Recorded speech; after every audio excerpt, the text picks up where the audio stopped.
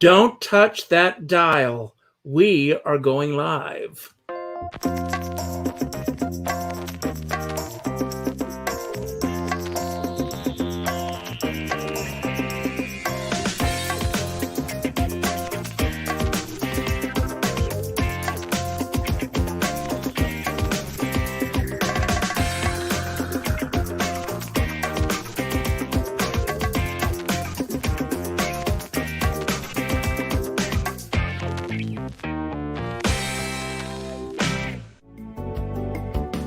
Happy June and happy Pride. Celebrating Pride in all of us. All this month, Richard Skipper celebrates those that are making a difference in the LGBTQ community. Never gossipy. The antidote to a sometimes hectic world. Now, here's your host, Richard Skipper. Happy Thursday, everyone, and welcome to Richard Skipper Celebrates. I don't know if anyone's going to watch tonight. My special guest tonight was Bruce Dow. I don't know what happened to him. He never showed up. So if he happens to see this and he pops in later, we will continue with the show as planned. I don't know what happened. So I put out a notice that since no one showed up, if anyone would like to be a guest on my show, just to private message me and I would bring you on the show. I still mean that. So if anyone out there wants to come on, say a few words about anything that you are doing, that you want to appear in, that you're going to appear in, anything that's coming up this month, we'll talk about it. But my dear friend Murray Schwartz said, since no one else is there, why don't you just go on and do it yourself? So I'm going to follow his advice, and here I am. Well, it's June. It's Pride Month. We are celebrating pride in each other and everyone. I will tell you how I spent the day. I spent the day at the Carol Channing auction that was produced and put together by the Abell House in Palm Springs. And I think that Bruce is just joining us. Hopefully, are you there, Bruce? I am here. You don't have a picture, though. I don't have a picture of you. What's happening tonight? Oh, just life in COVID land. I'm so sorry. That's okay. We're live right now, believe it or not. I'm so sorry. We got construction and they took out our internet power and it's just coming back. And they've just decided now they can work. They're tearing everything up. How do I'm just glad that you're okay. I mean, I had visions that you were probably beaten up on the subway, or that you fell into the Hudson River, or there you are. There I am. See, I went live, and here you are anyway. Sweetie, I'm so sorry. That's so sorry. I'm just mortified. This is just one of those moments where life is really happening and unfolding as we go, and I go with the flow. You know, it's funny. I didn't know where you were originally. I will tell you this. Mercury is in retrograde right now. And everything is awry. Everything has gone in completely different directions. Yesterday, I was having an issue with my computer because of an app where all of my Word documents are stored. I can still get to them, but I can't get to them through the app. My computer guys were on the phone for an hour with me, and they said, you need to drop the computer off. So I'm thinking, is it really worth me configuring my entire life, everything that's going on, for an app? Think about it. No, we're so tied to it. It's crazy. But Bruce, you were here. I am. Miracles can happen. I'm so sorry. Anyway, I'll stop apologizing. Stop apologizing because these things happen. I'm just glad to know that you're okay. For those of you who do not know, well, first of all, let me just go back for a moment. Today marks 461 days since our theaters went dark. And last year at this time, Bruce was in previews. He was about to open in Diana on Broadway. And I'll tell you something funny. Just 3 days before everything began to shut down, a dear friend of mine, Barbara Minkus, was visiting here from California, We had lunch at Sardi's, and she was leaving because she was very excited that she was going to be seeing Diana the musical that night. You were still in previews, but for some reason, you didn't go live. You didn't do the show that night. Do you remember this? I didn't do the show that night? The show didn't go on. No one did the show that night. Oh, yes. Now I'm trying to remember why. It was just a few days before all the theaters shut down. We had there was something that's helpful. There was something, and I honestly don't remember what it was, but they decided not to do the show, that we would just do a tech rehearsal and put in some new material or something instead. Mm-hmm. But I'm not sure what it was. We had a couple of people come down with COVID, but I think that sort of came out after we had shut down. So it wasn't that. I want to ask you, is New York your home base? It was at that time. Now it's not. Now I'm back in Toronto, Canada. But wow. Everything's coming back now that everything's opening up again, slowly but surely. But slowly. One of my favorite places. Have the borders opened up yet? No. I'm lucky. I'm both American and Canadian, and I probably shouldn't say this, but I'm able to. Neither country is able to keep me out so far. Luckily, I've had both vaccines, so I'm fully set to go, which is great. We had a really slow rollout here in Canada. Something was really wrong off the top, but now we've caught up and we're getting ahead.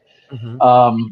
But no, I miss the city, and it was so strange. We thought that we were shutting down for a couple of weeks, like SARS, just shut down for a couple of weeks. It'll go its own way. And so I just grabbed a little carry-on bag and came back to stay with my roommates in Toronto, and ended up sleeping on their sofa for 4 months. I mean, well, Bruce, I look at your resume, which blows me. It just blows my mind, all that you've done. So congratulations there. I'm assuming from the moment that you first began in this business that this is the longest that you have been without acting work. I wish that were the case. No, I'm like everybody else. You sort of go, you get that job and you think this is it, and I'm off and running, and then you don't work for 9 months or a year, or, or there's, the last 8 years for me have been really weird, because I've done the 2 shows on Broadway, Jesus Christ Superstar and now Diana, and both of Diana we have yet to know, but Jesus Christ Superstar we thought was going to run for a long time, but it's been a little 6-week gigs here and there, basically living on or below the poverty line. Occasionally I get an acting prize, which is lovely. Somebody hands something out and says you've done a good job, which is nice, but I'm sort of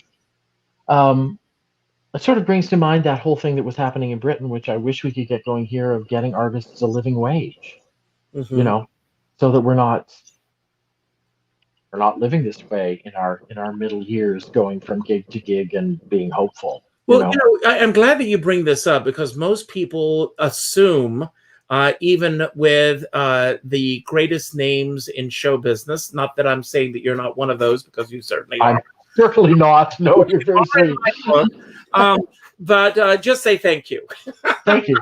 Okay, but I interviewed a major Grammy award-winning, gold record winning singer a few weeks ago, and she was talking about standing on the unemployment line. And there's so many people that I've known in this business who are now struggling. A lot of people, unfortunately, have left New York because there's no way that they could afford to stay here, especially when their livelihood has been cut from completely underneath them. A friend of mine is in charge of wardrobe for Hamilton, and all of the productions of Hamilton are opening on the same date. So he is busier now than he has ever been. He said, thank God I have the time to relax over the past year. But, people have left, some people. Body shapes have changed. Everything is changing. And here we are, about to go out of the water. If I'm not mistaken, Diana is opening in December. Is that correct? Or at least scheduled to.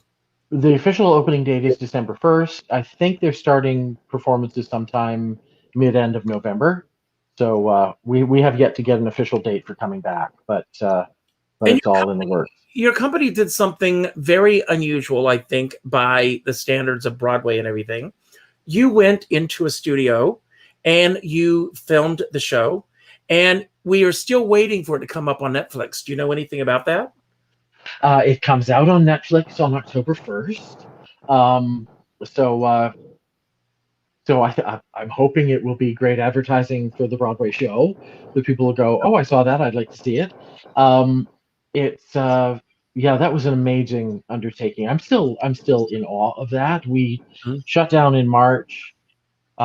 We did a couple of online work sessions. We did some great. Social work. We did some work on.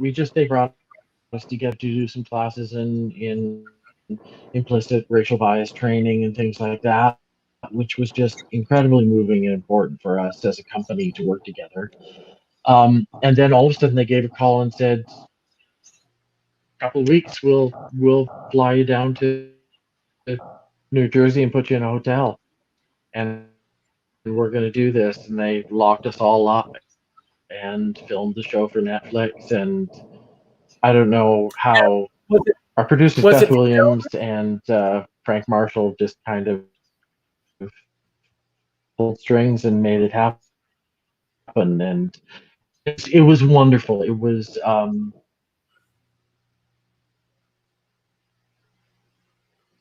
it? I'm hoping this isn't my computer doing this to us. It is your computer. Was it? You may want to. We filmed on stage at the Longacre. Bruce, could you get me? Could you log out and come back? Could you log out and come back? Because that may eliminate this problem. Can you hear me? There he goes. Well, everyone. Mercury is in retrograde and it's doing a number on me tonight. So we'll wait for Bruce to come back. These things do happen. As you can see, I'm a one-man band. I don't have a studio. I'm doing everything. I'm flying by the seat of my pants. While I'm waiting for Bruce to come back, I will just filibuster until he gets here. Number one, I spent the afternoon at the Carol Channing auction. I mentioned that a little earlier. I did get one item, a paperweight that I remember when I stayed at her home. So it will find a new home here with me. One item that I did really want was a book of poetry that Harry gave to Carol when they were junior high school sweethearts. And if you've ever seen the movie Carol Channing Larger Than Life, which I might add is available on Netflix, there is a moment towards the end of the film where Harry is reading an excerpt from her favorite poem, which was Annabel Lee by Edgar Allan Poe. And he's reading this poem to Carol. And the interesting thing about that moment in the film is that I was sitting directly across from them. I'm not on camera, obviously, for that scene, but I was there when they filmed that. So for a lot of sentimental reasons, that was the item that I was hoping to come away with tonight. But alas, I did not win the item. But I have an incredible memories and friendship with Carol that I will always cherish. Bruce, you're back. What am I doing to you, Richard? This is awful. There we go. Right. There have been worse things that have happened in my life and career. I was just telling them that I spent the afternoon at the Carol Channing auction, online, virtually, of course. But you and Carol have something in common. Do you know what that is? we're shameless and we love a good laugh. You're both from Was Seattle, Washington. she really from Seattle? Yeah. She was born in Seattle, Washington, but as she used to say in her act, when she was just 2 weeks old, her family moved to San Francisco. Something that everyone should experience at 2 weeks old, she used to say. But no, she was born in, and I want to know a little bit about the childhood that you had growing up in Seattle, Washington. Did you grow up in a household with a lot of exposure to the arts? I did. A little sidebar first. I first saw Carol in a tour of Hello Dolly in the late 80s in Toronto, and I wanted to see it just because it was her. Mm-hmm. Um, I had no idea I would witness that kind of magic on stage. I had no idea that just the energy coming out of this very old, should be frail lady who just bam, it was astounding. No, it really changed my life as to what we're capable of as artists, just to see somebody of that Now, power. were you already a working actor at that point, or did that come later? No, I was already a working actor at that point. No, I started. I was born in Seattle. When I was 4, we moved to Vancouver, but my grandmother was still in Seattle, so we moved back and forth. I basically grew up on whatever it is, I-95, I-99, between Vancouver and Seattle. Um, my my grandmother was a concert pianist. She was one of the founders of the piano department at the University of Washington. She taught at the Corner School in Seattle long before I came along. Uh, with Mark Toby was the artist, and the head of dance was Martha Graham. Wow. Yeah, crazy. I have over my desk an autographed picture of Marian Anderson, the first black singer to sing at the Metropolitan Yes. Opera, and it's addressed to my step grandfather, who her second husband, who conducted Symphony Under the Skies and was part of the Seattle Symphony and the music department at the University of Washington as well. Um, yeah, there was a lot of arts in my home. My mother wanted to be in radio and advertising, but in the 50s, good girls were teachers or secretaries or nurses or housewives. Mm-hmm. And so she ended up being a housewife. And well, she was a teacher and then a housewife. But there was a lot of love of the arts in the house, and yet I was the only one who sort of went into it. My sister sang in choir. She loved to sing. My mom was always interested in the arts. My dad loved them, but was very much scientist and marine biologist, dentistry guy. So it was sort of a lot of lovely toxic masculinity there. It was amazing.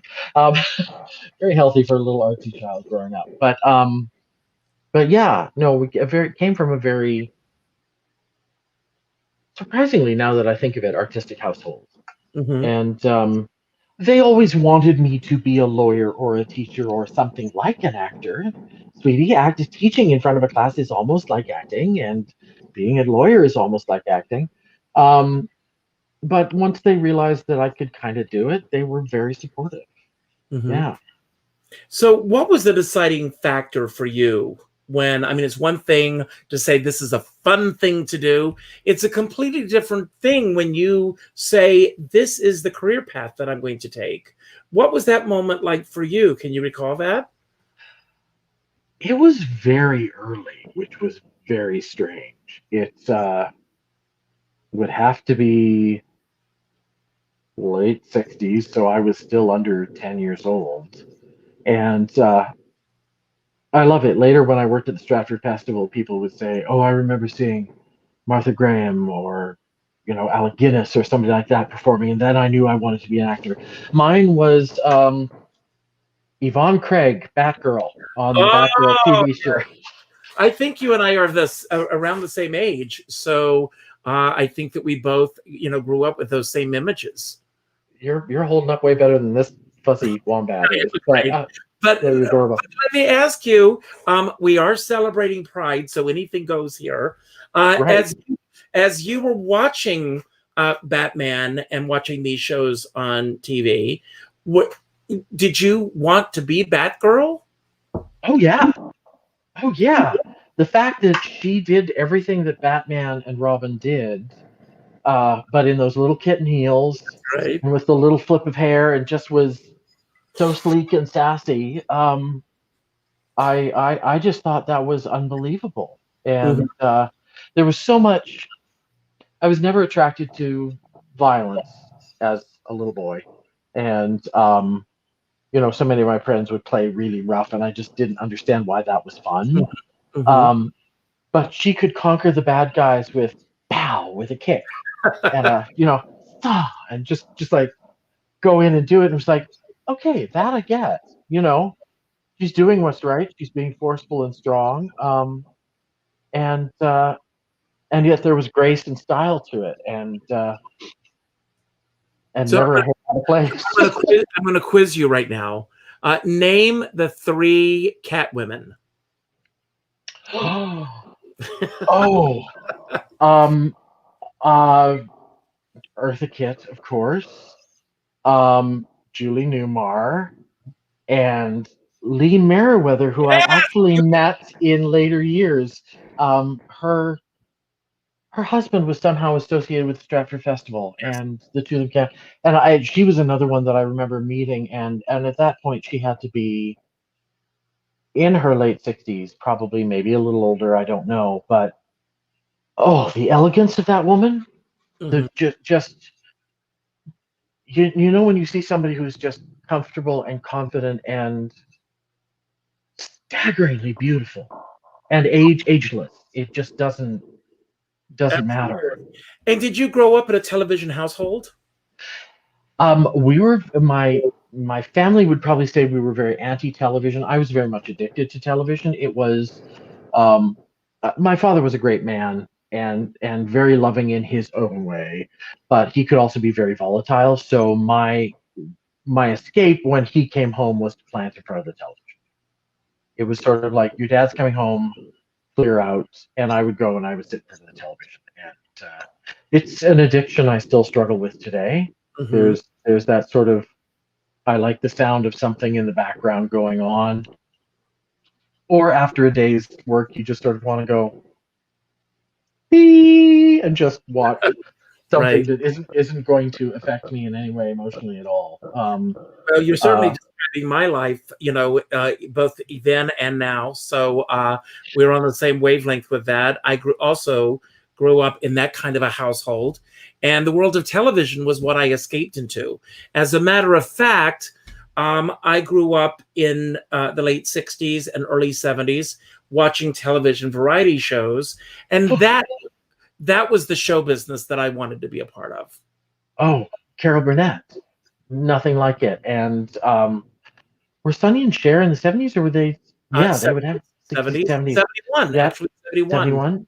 So maybe That's early. I only know Yeah. that because I heard that on TV the other night.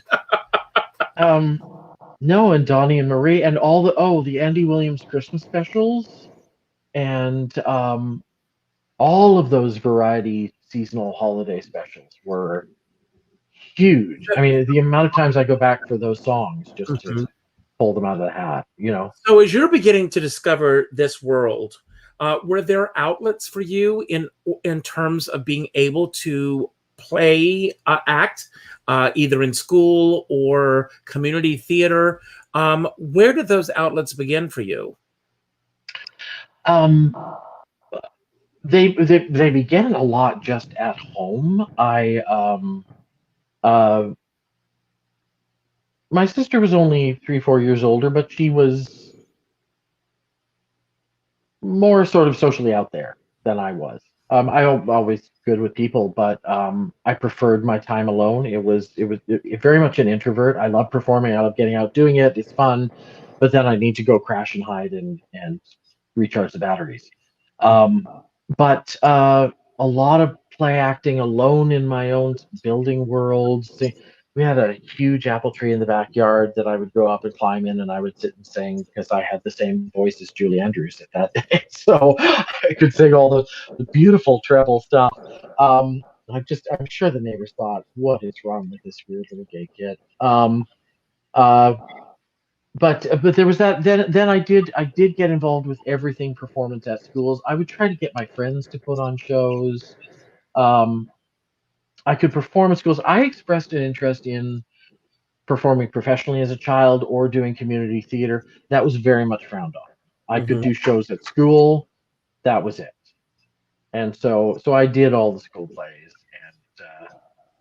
and things like that. But very much in my head, playing by myself. Yeah. So, as you were a senior in high school, what was your game plan after graduation? Were your plans to go to college, to move on? What were the next steps in your plan to be an actor?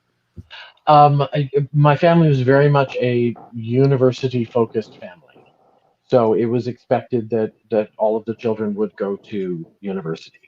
And so I very quickly found out which universities were nearby that had theater programs and did they have a good performance program.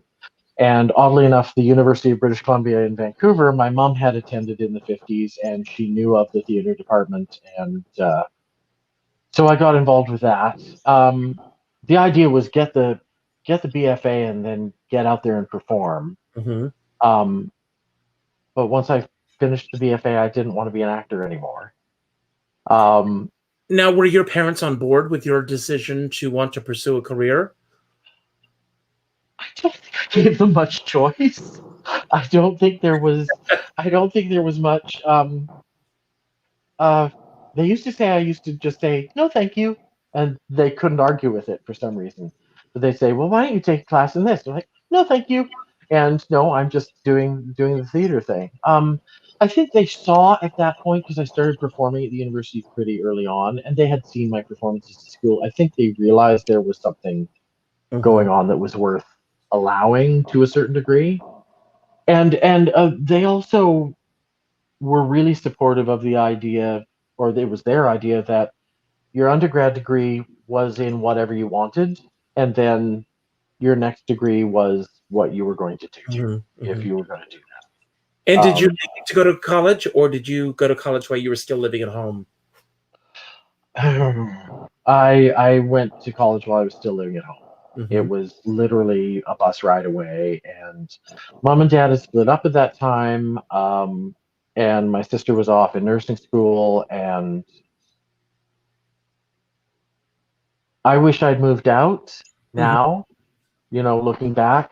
But at the time, it just made sense. I had the whole basement to myself, and mom was there, and I loved mom, and she was great company and great support, and I could go to school and come home, and why pay rent in a place that you didn't have to? I mean, very lucky, very lucky. So, when, where, and how did the decision come about that you did leave home? That was I finished the BFA, never wanted to act again. I did a year of stage management, lighting design, set costume design, and then I did a master's in directing. So I stayed at home way too long. I was 26 when I moved out, which was which was not healthy at that point. Hmm. There were a lot of life skills I didn't learn until way too late. Um, so beware, youngins. But it's good to learn how to do your own laundry. Um, uh, but no, I had my first serious boyfriend, and he lived in Toronto, Canada, and Les Mis was doing their first, not their first international, because they'd done London, they'd done New York, and I think they'd done Japan, and then they were doing branching out into Australia and Canada. So they were doing the official Canadian company, and so I auditioned for that, and I got the job as a swing. And I thought, being a young actor going into a show, understudying 14 parts, I would learn all about the directing of Les Mis and how they'd put it together, and I'd be working with the people from the Royal Shakespeare Company, and wouldn't this be amazing? And little did we know, we got the leftover dregs as our director, and it was a great production. It came together, but sort of by miracle. Now, was this Um, the show that you got your equity card with? yes, Okay. and yeah, yes. Okay. Okay. I had lied a few years before. There used to be the process where you'd like do one show as an equity apprentice and then do a couple shows as an equity apprentice and then build your way up. I lied and said I was an equity apprentice to do a show in Kamloops, British Columbia, which is in the middle of nowhere, just below the Yukon, and so I did that. And then For Les Mis was the first equity contract. Mm-hmm. Yeah. So how did that first production, you mentioned, and I know you say this lovingly, that you had the dregs of a director and everything. I know you, but what was the biggest impact that production has had on you? It's your first major production. So you're learning as you're going along, standing by, understudying 14 different roles. You're always on your toes. But what were the life lessons that you learned working on that production that have shaped you not only as an artist, but as a human being? You're amazing. I love these questions. No, the big thing was realizing that this show was a monster, and what was being asked of one young innocent human being was redonkulous. Each of those 14 roles has 23 full costume changes only in Act 1. And learning where each of those 14 guys did their separate costume changes. The big lesson was, this is not about me. And yet, if I'm going to take care of myself, I have to do the job. Mm-hmm.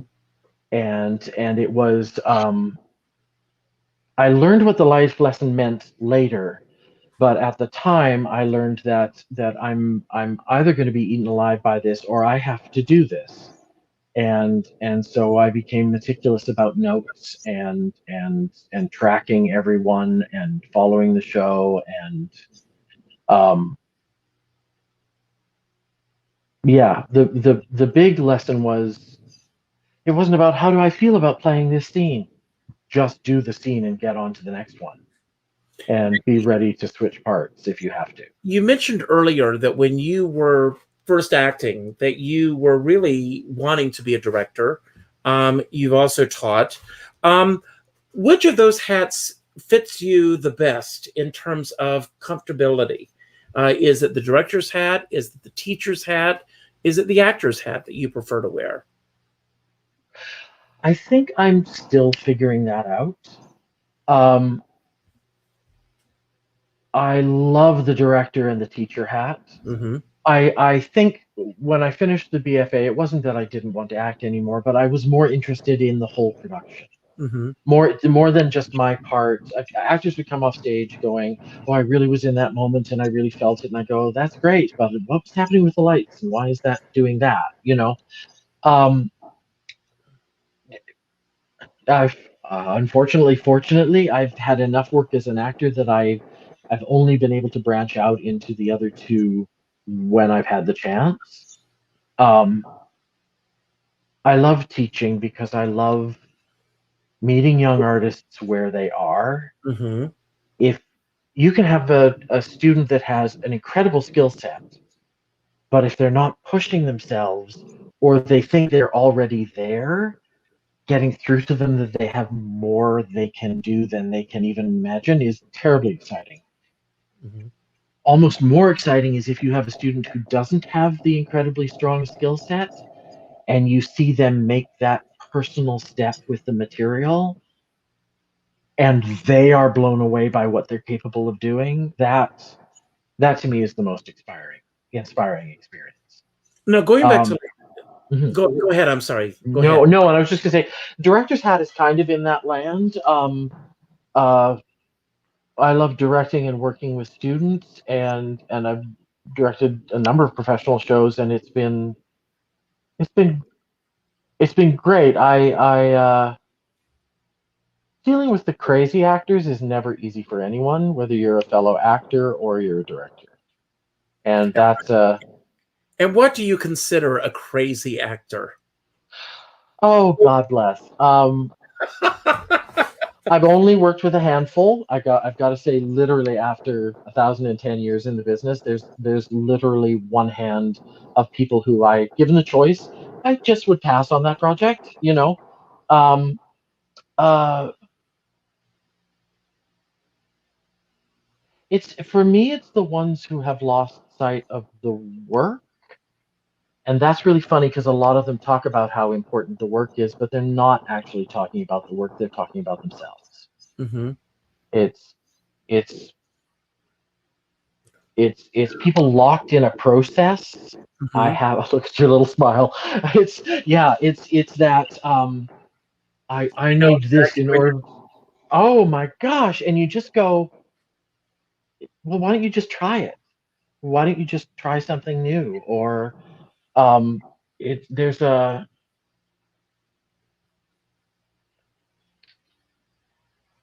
it can either manifest, and most of it, I believe, comes from fear. The only people I've worked with who are, I wouldn't put in this category of I just don't need to work with them again, but people have gone, ooh, that was a volatile experience. Generally, you can tell they're afraid. So they lash out when they're, that I can understand. Um, but sometimes it manifests into a real pathology of shut down, isolated. I don't play well with others. I'm sorry, you're in the theater. You have to. Mm-hmm. Um, and It's all about the collaboration. It's always about the collaboration. Even if and you're doing a one-person show, it's about the collaboration.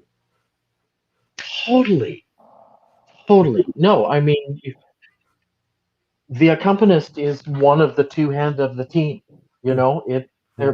They're your team partner for everything. Mm-hmm. Um, it's yeah, it's the ones who get, anyway, yeah, get lost in their own. Well, I want to talk about a couple of things that, as actors, we aspire to. The first is the equity card. You got your equity card when you were with Les Mis, your first show. Was it a blessing getting it that early in your career, or was it a hindrance? Um, I was lucky. I don't think at that time I knew how dangerous getting it could be. Mm-hmm. Um, and and I saw friends who got their cards too soon, and they were not. I'm not blowing my own horn like I was so developed as an artist, but um, I think I was chameleon-like enough and always have been that I can fudge my way through something. Mm-hmm. So I was adaptable enough. But And I think do you some like people it happens too soon. Hmm? the audition process? I love auditioning once I figured it out, and I figured it out for me. It may not be for everybody, um, but I try to talking to my students. It's they want to go in, they want to get it right, they want to show their skill sets, they want to have people like them, and they want people to know how talented they are, and Mm-hmm. they want to get a job. None of those things you can do in an audition. So what I try to set for myself is I'm going to go in, meet these people who I hope are nice, and I'm going to work on that song, and I'm going to really work on landing what I'm talking about, and then that one moment of shift and the where it changes for the character. And if I can go in and do that with a song or a monologue, I can walk out of there going, I did a good audition. Whether they like it or not is irrelevant. Mm-hmm. Mm-hmm. They will have seen my ability to work. So I will have done the work that is required, but it's not that amorphous. Do they like me? Am I talented? Am I going to get the job thing? And if I didn't Don't you do it well, I can walk out and I can go, yeah, I didn't do it. But Bruce, don't you feel that if you're thinking about all those things that you are absolutely outside of, that I call it a magic sphere of going in there and being that character, singing that song. And if you're thinking about all these other things, I think that you're not giving your all. Totally. And on top of that, if you're thinking of how you sound, Mm-hmm. you're not in the moment at all. If the minute I see a singer listening to themselves sing, and that's so insidious in our business right now, Oh, uh, thank you. Thank you. No, it drives me. I've had classes full of them, and I'm going, I really love watching you sing to yourself. Not, I'm bored out of my pants. I'm glad you think you sound great. I don't know what you're doing, and you're not doing anything. You're just going, I'm listening to myself sing, be beautiful. It's like, yeah. So, No, um, if you're lucky enough to have a long career, which you have, you get to know a lot of people in this business. Going into an audition room now, is it easier or harder for you when you're walking into a room with people that you know or the people that you've worked with before? um, I think it really depends. Um, I think if I'm going in for an audition with people I know in the room, um, I have to assume they want to see me because they think I'm right for something. Um, because we all know how busy they are. They're not going to just see you because they're your friends, you know. Mm-hmm. So I have to go. Okay, if they're like with this show, I done Cabaret at Stratford with Kelly Devine, who's the choreographer. I'd met Chris Ashley before, the director of Diana, and um, great people. And I went in going, okay, they want to see me. I don't know this show. I don't know what for. I got a bit in. You can get a bit in your head when you're going, am I giving them what they think they want to see? Um, that's the and it sort of was with Diana. I went in, I read and sang 3 parts. They sent me out in the hallway to sing another part. I came back in, did that, and it wasn't until they said, "Oh, just sing something of your own," and I sang that, and they went, "Oh, great!"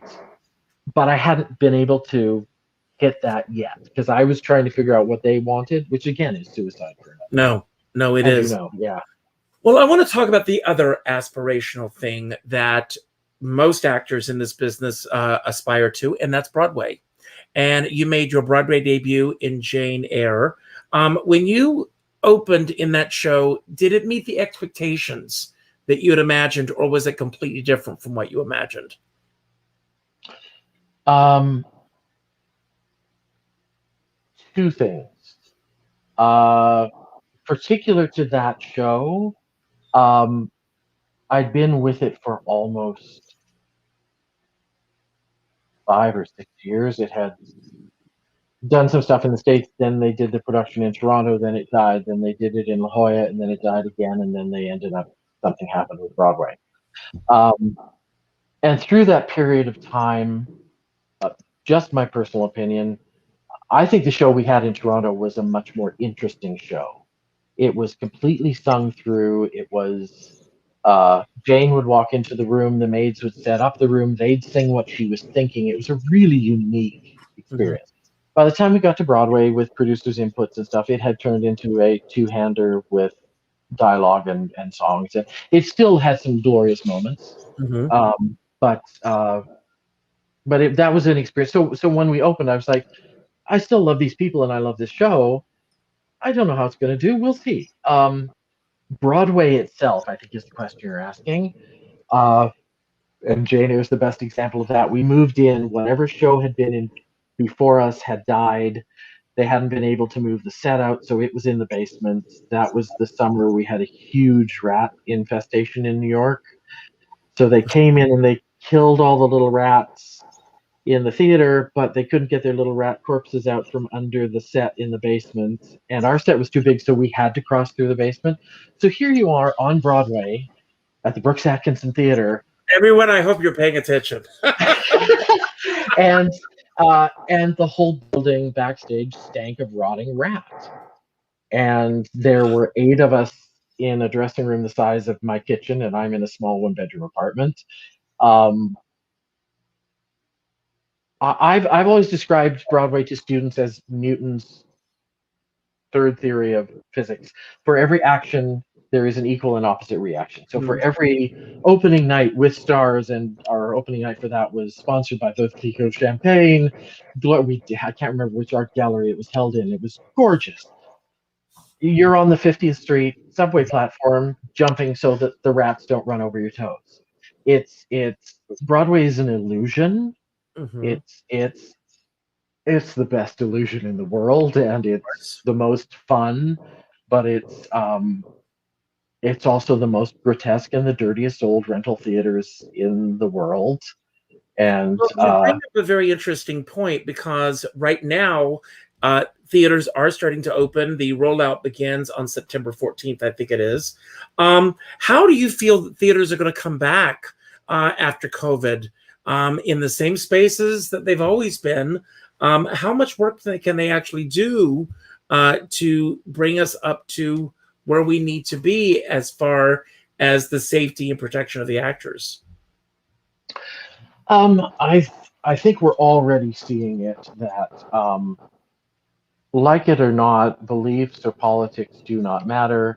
Everybody has to be vaccinated, and I think that's going to come from a financial place rather than necessarily a health and safety thing. It's just nobody's going to put that kind of money up with the chance that somebody could come in and bring down the whole show. Yeah. Um, so, but I gotta be honest. I'm looking at my own health and safety journey for it. I'm old. I'm fat. I'm pre-asthmatic. I'm pre-diabetic. Shoot me now. I'm. It's. So I mean, I was terrified of COVID. It would take me out if I got it. Mm-hmm. So I've got my vaccines. I'm still going to wear my mask because I haven't had a cold or a flu in a year. So that's a miracle. Isn't that amazing? It's unbelievable. It's unbelievable. So, um, so I'm on my own journey with that, but I don't know who's going to get on an airplane. New York is Broadway is largely tourist audiences.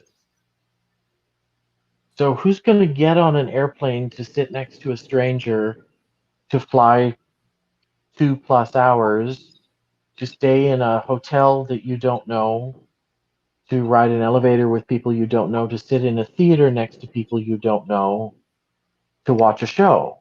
Well, I have a theory about that. I think that the attention Yeah. spans of most people is the size of a gnat. And I think, I mean, even now, I think that people are letting their guard down in ways that will put us right back where we were if people are not careful. That's what I'm afraid of. Mm-hmm. And I'm afraid of, that putting the money up, bringing everybody back, and then there's a breakout of COVID or whatever is the next exciting thing. And then they shut down again, or that theater has to shut down, or, I mean, you got to respect the chutzpah of the producers to try to bring it back. Mm-hmm. And I feel very blessed with the Diana producers. They're really a lovely, loving, supporting group. I want to talk about Diana. Unlike some. Before we do run out of time, I want to ask you first of all about Paul Burrell, the character you play in Diana. He's a real person. He's been very much in the media. When you auditioned for Diana, first of all, how did the audition come about? And did you know that you were auditioning to play a specific character? I wrote to, I think, Chris Ashley, and said, I hear you're doing the show. Is there anything in it? I'd love to work with you.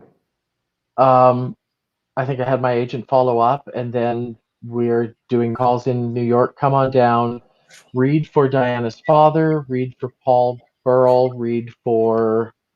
Now, for those who don't know, Paul Burrell was her butler, valet. Yes. Yes. Butler, personal assistant. Basically. Yes. Yeah. He often says they were best friends, and he was the person who, it's not depicted in the show, but when she was in her worst stages, he was really there for her. Mm-hmm. And as a queer person, his story itself is very inspiring to me. He was married with 2 grown sons and came out of the closet and had to leave his wife and his sons, and he met his lover at the palace. And now they're married and off living their own life, and that's a huge journey. I mean, the weird thing is, Paul and I are the same age now, so me playing him, it's a lot of gaffer's tape, but it's but I mean, we never really addressed that. I'm not really playing him as much as key moments in things that he might have taken a part in. It's um, but yeah, it's and we had to be very careful because we couldn't communicate with anybody actually involved. It had to sort of remain its own. They wanted it to remain its own creative piece. Um, all of it is based on factual, public domain, public knowledge incidents. Um, uh, but it was very, I don't know if this is true or not, but somebody said Andrew Lloyd Webber wanted to write a musical about Diana, and the royal family politely asked him not to. I don't know if that's true or not, but that was one of the rumors going around our dressing rooms. Um, so I think it's very strange to be playing a person who is a real person. Mm-hmm. I have my own personal respect for Mr. Burrell, but I also know I'm not really playing him. Mm-hmm. I'm filling a dramatic function and being representing one of probably a few people in the palace who cared for her and tried to show that caring in a personal manner as best as they were able. Now, I have a few questions before we run out of time. And again, thank you for being here tonight. But I want to ask you, we are celebrating Pride this month. What exactly does Pride mean to you personally? Oh, you're going to get me really emotional, which is sort of surprising. I didn't expect that. I got married yesterday. Congratulations. So the Muffin Man is in the next room. He won't come out because he's not wearing anything. He's gone to bed. I could get kicked off of Facebook for that, but no, really? it is your honeymoon, and you're spending tonight with me. Oh, we both had to go back to. It was a COVID marriage. We both had to go back to work today, so there was no. The honeymoon will happen in 2 years when we feel comfortable to fly somewhere.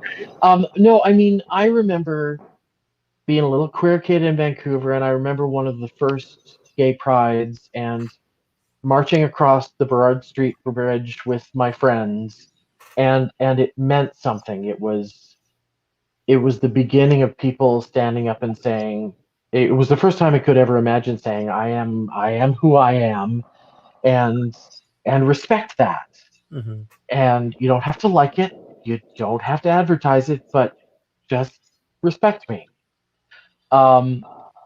And it was the beginning of the AIDS crisis, and um, I'm sort of in a way grateful to COVID that we're having more reflection of what pride really means, and what you've been doing with your whole series of really talking about this is hugely important.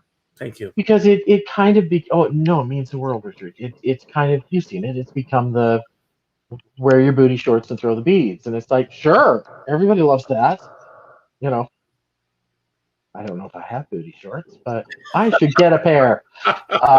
You are on a honeymoon, anything goes. Anything goes, exactly. Totally.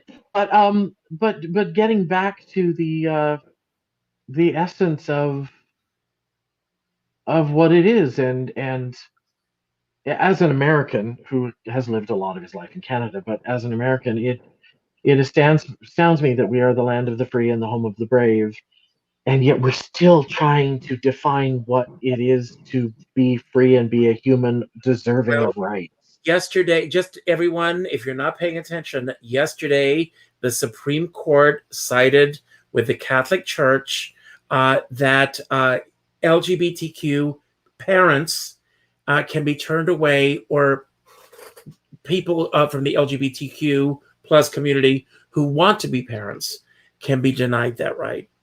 And that's really a sad state of affairs when there's so many children. I have friends from our community who have children, and they've grown up in loving, wonderful households. Not to diminish our fathers, because Bruce and I both loved our fathers, but they had their issues. And based on those issues, people may have said, you're not allowed to have children. So it's really a dangerous thing to deny people that want to bring children into their homes. That absolutely. That at this age we cannot differentiate between sexual and gender difference and child molestation. They are two entirely separate, different things. Mm-hmm. A homosexual is not a pedophile. Absolutely. And Absolutely. and you do not indoctrinate somebody to become queer. You know, it's not. I'm sure you knew from the minute you popped out of the egg that you were a little different from everybody else. You Well, I know? knew I was different, but believe it or not, it wasn't until I was 21, living in New York, that I came to the realization that I was gay. And that may come as a huge surprise to anyone who knows me. But when I came to that realization, the front page news every day was about the new gay cancer, AIDS, SIDS, Yeah. all these things that we were hearing about. And I was petrified. Because there were thoughts and beliefs, you remember this, that it could be airborne, that you could get it from touching a doorknob. There were so many misconceptions out there. So we both lived through that. I've got a series of rapid questions that I want to ask you. Go for it. I will answer briefly. These are questions that are sent to me that are not specific for you, but just fun in general. This is an interesting one. What is the best possible attitude toward death?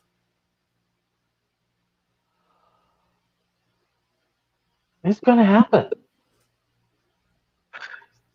That's right. That's it. It's going to happen. So yeah, I'm not in a hurry, but when it does, it's going to happen. Okay, great. And out of all the jobs that you've had in your life, what was the one that was the most rewarding, and why?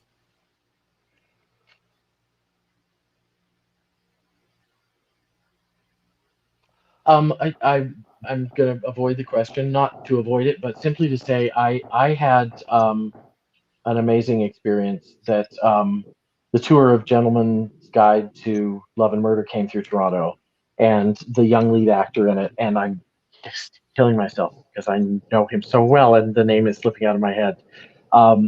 He called and said, "Hey, do you want to come see my show?" And I went, "Sure, why?" And he went, "Because when I was a little lumpy 13-year-old kid, I met you at the stage door at Stratford, and I asked you, could I be an actor because I'm a lumpy little kid?" And I said, "Yes, of course you can." And I'm a lumpy little kid too, and I'm grown up and I'm doing it. And so don't let anybody tell you what you can't do. And that was the most rewarding experience of my life too. And I sat and I just bawled through the whole show, Oh, and that's just going, yeah, no, that was the most rewarding thing. Yeah. That is wonderful. Who is the least? Well, I'm going to rephrase this. Who is the most generous of the friends that you keep? And you don't have to mention a name. Who is the most generous? I've had a friend since high school, and he's a stage manager, and we have our lumps and bumps and disagreements, and don't talk for a while and come back again. But whenever we come back together, we start cracking the same old jokes again, and we know that we've been together for our whole lives, and we'll have more lumps and bumps, but yeah. And what has been the best year of your life so far?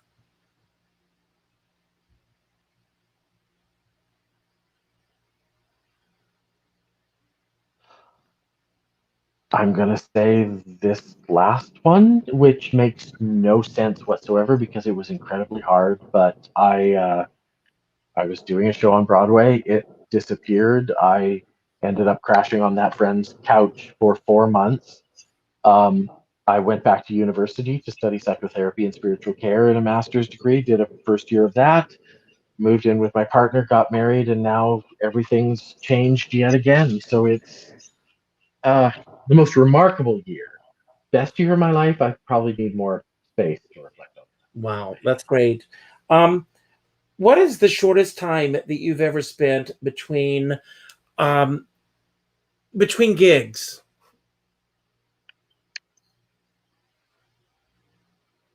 I've done a couple that have overlapped. I think I actually was finishing up a season at Stratford, performing shows afternoons and evenings, occasionally running into Toronto to rehearse for young people's theater. So that's there have been a couple of points where it's all happening at once, and exciting and stupid, but we do it because you never know when the next job's coming. Yeah. And what is the biggest coincidence that has ever happened in your life?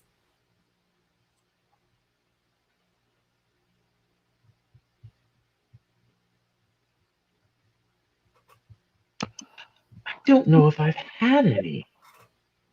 I did. That's a really good question. Just something happened and something happened because something happened. Again, I'd need more brain space for that. I find COVID has made me severely stupid in many levels because it's just. Well, I don't think so. Well, Bruce, was this fun for you, I hope? Oh my God, this is wonderful, and I'm so glad I was able to get through after all I'm the poop glad you years. got here. I mean, we had a few stumps getting here, but as I said at the beginning of the show, Mercury is in retrograde at least until the 22nd, and anything can and will happen. It'll happen. But, instead of being afraid of Mercury retrograde, think of this as a time to look back. And that's what this year has been for me. A time of reflection, as Bruce just said. It's time for us to pause and think about the things that matter in our life, the people that matter in life, the thing for Bruce when I say the same thing. So thank you for being here. If you are here for the first time, please subscribe to Richard Skipper Celebrates on YouTube. And I'm all about celebrating great artists such as Bruce. I have some great guests coming up over the next few weeks. If you subscribe, hit the little bell up at the top. You'll get a reminder when I'm about to go live. And don't worry, you won't be inundated with emails from me on this. You'll just get a notification each time that we're going to go live. If you liked tonight's show, and I hope you did, please hit the like button, leave a comment, share this with your friends. That helps with the ranking of this particular show. And I always end every show by telling everyone to go out and do something nice for somebody else without expecting anything in return. Go to your Facebook friends list, and the 8th name that pops up, reach out with a phone call. Not an email message, not a text message, not a private message on Facebook, a phone call. And let that friend know what they mean in your life. As a dear friend of mine says, we're all in this together, but we're not in the same boat. And I say, if you're going to be out on a boat, make sure that you bring a skipper along. Now, I'm going to leave the screen. I'm going to give you the final word to yourself. Anything that we talked about tonight that you want to expound upon, anything that we didn't talk about that you wish we had, or just any message that you want to put out to everyone who's watching right now. And Bruce, I just want to say thank you, and that you are always worth celebrating. Thank you. Thank you. You're an angel. Richard is so right. This is such a time of reflection. And I think looking at what's working in our lives, but also looking at what we're doing that is madness, that is repeating the same action over and over again and expecting a different response. This is a time when we can unplug that and redo it and plug something else in its place. So be kind to yourselves. Be kind to yourselves. Look at what you're doing for yourself. And is it really in your service? I love that, going to the 8th person on your list and calling them. I think I'm going to do that now. It's very lonely in here without Richard. He's just delightful. So I'm sending him a lot of love and a lot of thanks for including me tonight, and a lot of thanks for compassion with the Zoom world that we're living in. So Richard celebrates all of us. Let's celebrate him. Lots of love. Take care. Bye.